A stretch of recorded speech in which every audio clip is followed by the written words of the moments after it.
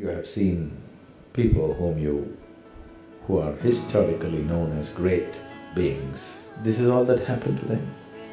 They were living with a limited identification. Suddenly, for some reason, some event broke their identities, and suddenly they identified with a larger process that was happening around, and they did things that they themselves could not imagine.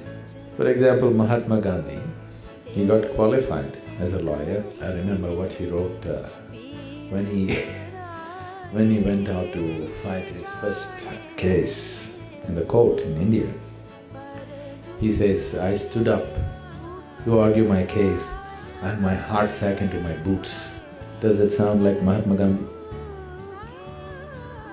The man just moved millions of people, just one incident. Suddenly his old identities broke. He went to South Africa to make a living, and he was doing okay as a lawyer. And one day he bought a first-class ticket in a train and got in.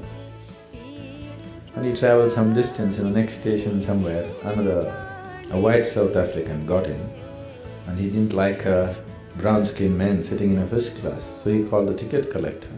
So they threw him out of the train. His luggage and everything, they just threw him out. And he fell on the platform, and he just sat there for hours. Why did this happen to me?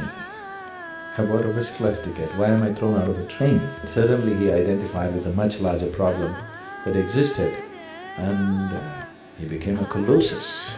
Just broke that little identification and moved into a much larger identity. Probably there has never been another man on this planet who moved as many people as Mahatma Gandhi moved, with such simple ways. Never before another conquering force on the planet has been made to vacate the land where they had taken root without firing bullets at them or killing them or anything like this.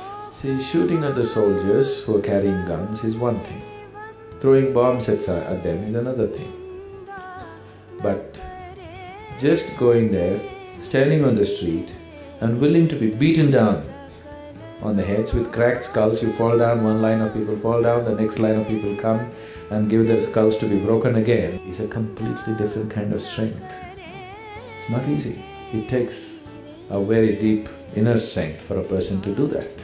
And that's what he managed to do. And all that happened to him was from his small identity of himself and his family and wanting to make a living, his identity just exploded, identifying with the larger problem of the people that was there at that time.